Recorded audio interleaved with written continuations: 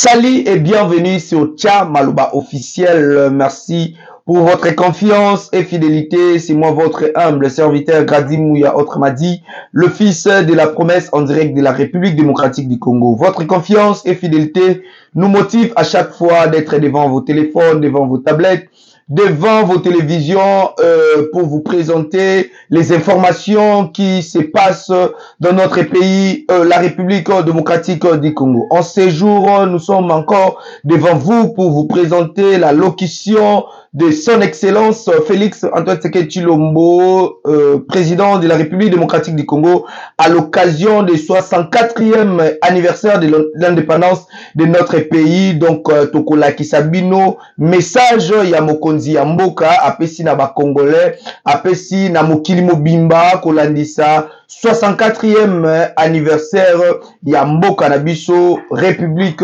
démocratique du Congo. Donc, Bolanda, et puis on se retrouve tout juste après. Congolaises, Congolais, mes très chers compatriotes, le 30 juin, nous célébrons bien plus qu'un simple anniversaire. Nous célébrons l'âme de notre nation, sa force et sa résilience. C'est une célébration de notre liberté chèrement acquise par le courage et les sacrifices consentis par les pères de notre indépendance qui ont combattu sans relâche les affres du colonialisme pour que nous puissions jouir de notre liberté et de notre souveraineté. C'est ici le lieu de rendre un hommage appuyé à leur bravoure, à leur détermination et à leur vision lumineuse pour un Congo uni, libre et prospère. Aujourd'hui, nous sommes 64 ans plus âgés, 64 ans plus forts, 64 fois plus déterminés à poursuivre l'œuvre de nos pères fondateurs.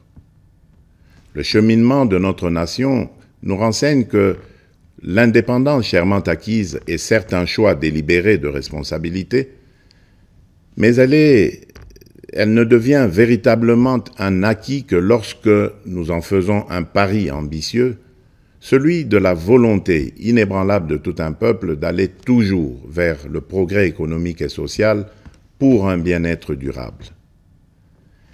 Elle est un combat continu qui exige notre unité, notre solidarité et notre engagement pour un avenir meilleur pour tous. Mes très chers compatriotes, cette commémoration est marquée cette année par l'installation effective des institutions de la République et des animateurs issus du 4e cycle électoral qui a connu pour la première fois la participation d'une partie de nos compatriotes vivant à l'étranger. Ce processus est appelé à s'étendre à l'ensemble de la diaspora congolaise à travers le monde. Je me réjouis de célébrer notre marche collective vers la consolidation de la démocratie et la promotion de l'état de droit dans notre nation. Il est crucial que nous reconnaissions l'importance de ces valeurs fondamentales pour assurer une société juste, équitable et prospère pour tous. Mes très chers compatriotes, le défi sécuritaire auquel nous sommes injustement confrontés est complexe et exige une réponse collective, courageuse et déterminée de notre part. En cette journée sacrée de notre indépendance, je ne peux passer sous silence la grave situation sécuritaire qui secoue notre pays. Ce qui se passe à Kanyabayonga, à Kaini, au village du sud de Lubero ainsi que dans les territoires de Rutshuru, de Nyiragongo et du Masisi, constitue une agression flagrante contre notre souveraineté nationale et la paix de notre peuple. En ma qualité de président de la République et commandant suprême des forces armées et de la police nationale, je tiens à vous assurer de ma détermination inébranlable à défendre l'ensemble de notre territoire et à rétablir la paix. Nos vaillants soldats sont en première ligne et ensemble, nous triompherons de cette agression injustifiée. À nos frères et sœurs de Kanyabayonga et des régions avoisinantes, je veux exprimer ma profonde solidarité et ma compassion face aux souffrances que vous endurez. Votre courage et votre résilience sont une source d'inspiration pour la nation tout entière. Soyez assurés que je mets tout en œuvre pour rétablir la sécurité et protéger nos concitoyens. Je viens de tenir un Conseil supérieur de la défense élargi et des instructions claires et fermes ont été données pour la sauvegarde de l'intégrité territoriale de notre pays. Ensemble, unis et déterminés, nous surmonterons ces épreuves et nous restaurerons la paix et la sécurité dans notre chère patrie. Mes très chers compatriotes, les forces extérieures hostiles qui agressent injustement notre pays évoquent le prétexte farfelu des supposées exactions commises contre les communautés rwandophones établies chez nous. Les justifications brandies par les auteurs connus de cette agression sont manifestement dénuées de tout fondement. Je tiens à rappeler fermement que la République démocratique du Congo, fidèle à son hospitalité légendaire, respectueuse des principes humanitaires et de ses obligations internationales, a toujours, depuis son accession à l'indépendance, accueilli par vagues de réfugiés venant des pays voisins. À titre d'exemple, la République démocratique du Congo a offert son hospitalité notamment aux communautés angolaises, burundaises et centrafricaines en raison de nombreux et violents conflits qui avaient secoué leur pays en son temps. Ces dernières ont toujours vécu en harmonie avec les 450 communautés autochtones et locales. La question des réfugiés est une préoccupation majeure pour notre gouvernement et nous la traitons avec sérieux, méticulosité et compassion. Cependant, le refus persistant de notre voisin de coopérer pleinement sur des questions essentielles, telles que convenues avec le Haut Commissariat des Nations Unies pour les réfugiés, complique la résolution de cette crise humanitaire. Prenant donc la mesure de l'héritage de notre indépendance, nous augmentons sensiblement les moyens de défense et de sécurité pour protéger avec plus d'efficacité nos frontières et nos populations. C'est pourquoi j'ai instruit le nouveau gouvernement de la République d'investir prioritairement dans le renforcement des capacités de l'État à sécuriser le territoire et la population, avec un budget cumulé sur les 5 ans représentant 20% du budget annuel, essentiellement destiné à poursuivre des actions de la montée en puissance de nos forces de défense et de sécurité. Honneur et courage aux vaillants soldats et combattants qui défendent loyalement la patrie au péril de leur vie. La nation ne vous oubliera pas. En cette période où notre nation est confrontée à des défis sécuritaires multiformes, j'en appelle à l'harmonie et à la cohésion de toutes les communautés pour unir nos forces, promouvoir la paix, le respect mutuel, afin de consolider la transformation socio-économique de notre pays. Debout, Congolais. Mes très chers compatriotes, les perspectives économiques pour cette année 2024 restent globalement favorables, malgré les défis persistants, notamment sur le plan sécuritaire. La croissance attendue à fin décembre 2024 devrait être supérieure à la moyenne de l'Afrique subsaharienne projetée à 3,8%. Certes, l'inflation et la dépréciation du franc congolais face aux devises étrangères pèsent sur les prix intérieurs. Mais, soutenus par des réformes économiques et des investissements massifs dans les infrastructures, les services et le secteur minier, les perspectives de croissance de la République démocratique du Congo pour 2024 restent optimistes.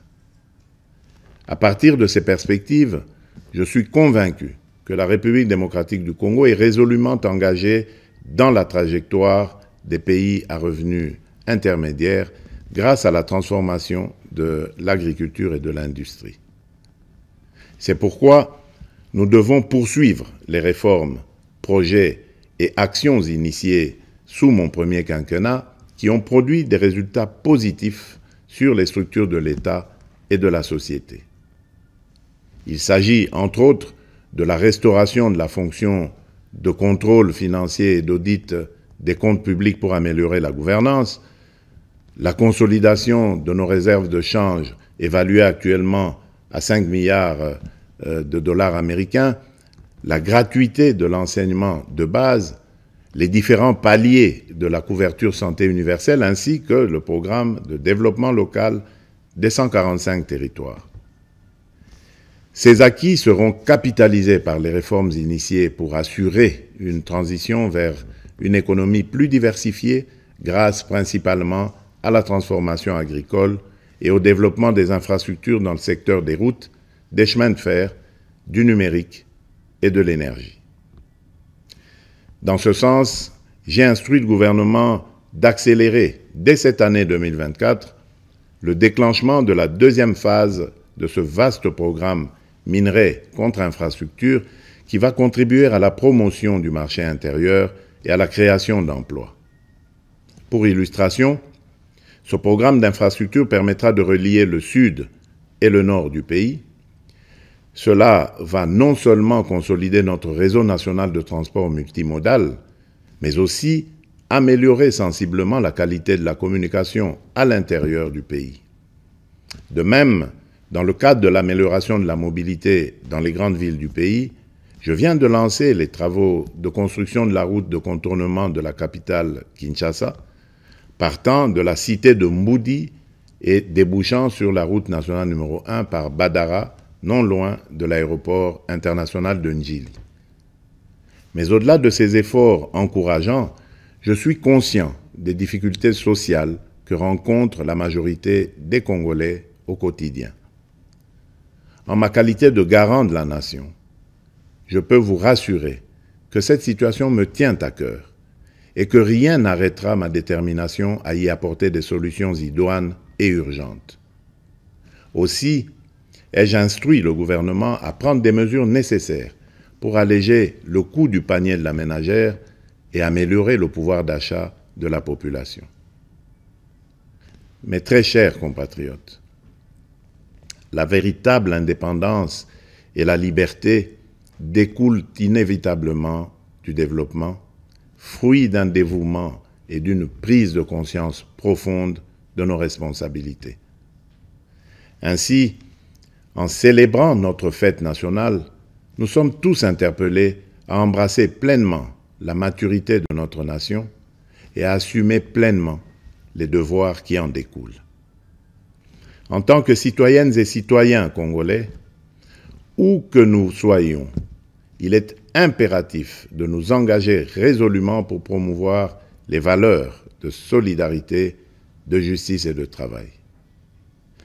C'est en nous appropriant véritablement de ces idéaux que nous prendrons pour de bon le plus bel élan, comme nous y invite notre hymne national, et ce, en vue d'ouvrir la voie à un avenir radieux pour notre pays, lui permettant ainsi de prendre sa place légitime parmi les nations influentes du monde.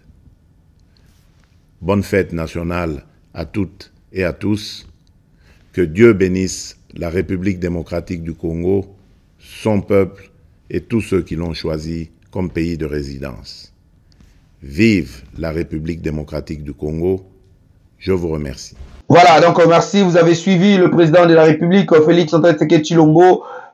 Fachi Beton, ndenge bana Kisasa, balinga kubenga ye. Donc, comment est-ce qu'il y a petit message na bakongomani nyonso na occasion il y a 64e anniversaire de l'indépendance. Et pour terminer, vous savez que tous à la page rose, donc la page rose, tous souhaiter heureux et joyeux anniversaire na président Jean-Paul Wato honorable. Donc ye azali wana azali moto oyo asungaka ba congolais et na une année de plus oyo nzambe accordé biso tia maloba officiel. Donc équipe mobimba tozali ko souhaiter heureux anniversaire na président Jean-Paul Loato que cette année nouvelle est à la bongo année, il y a joie, année, il y a surprise agréable, année à santé, année à prospérité, pourquoi pas une année d'élévation. Donc, to présenter vraiment heureux anniversaire na président Jean-Paul Loato Azali Bongo,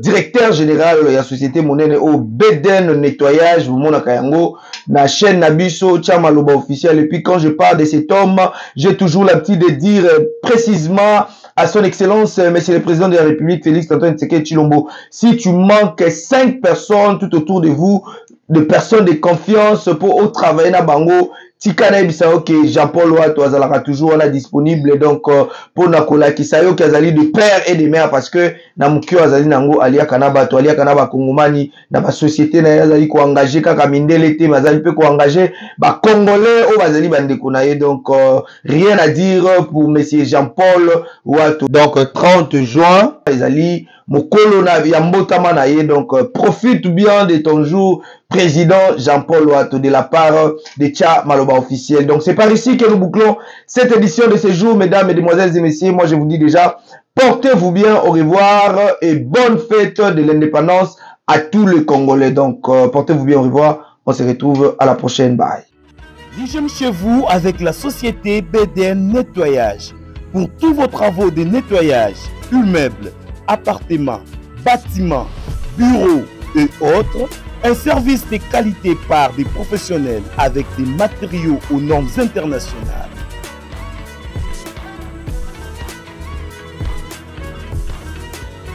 La société BDN Nettoyage offre aussi un service des femmes de ménage expérimentées pour tous vos besoins. Pour tout contact, plus 33 61 38 86 338, plus 243 97 91 99 381. BDN Nettoyage, le meilleur du nettoyage. BDN, c'est la qualité de notre service.